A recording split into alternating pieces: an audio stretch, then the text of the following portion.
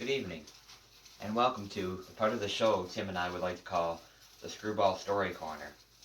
This is where you're going to find a lot of Tim's original short stories, my original short stories, and the short stories that we've written together. So pull up a chair, relax by the fire, and listen to some wonderful stories. Good evening, and welcome to an episode of the Screwball Story Corner. I'm here to share with you one of the short stories I had written.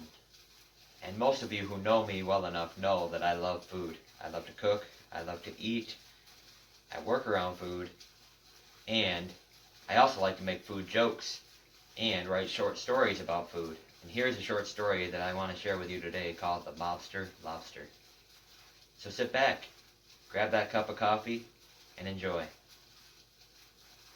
The Mobster Lobster. There once was a lobster. By occupation, he was a mobster. This Mobster Lobster found himself in a predicament. I guess you could say he was in a pinch. He needed some encouragement, some buttering up. Perhaps it seemed a bit selfish on his part to give up the mobster life, to pursue a new path. He found a fellow along the way, but this fellow was mean-spirited, who was also a bit selfish. He was a crab. So the Mobster Lobster needed another opinion.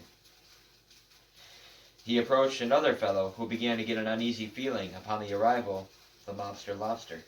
He began to clam up. Just then, the wife of the clam, Pearl, who was a gem of a girl, she came and decided she was going to help the Mobster Lobster pursue another path.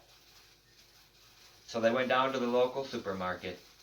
They gathered some tomatoes, some milk, a little basil, and decided they were going to take a whisk and make a bisque.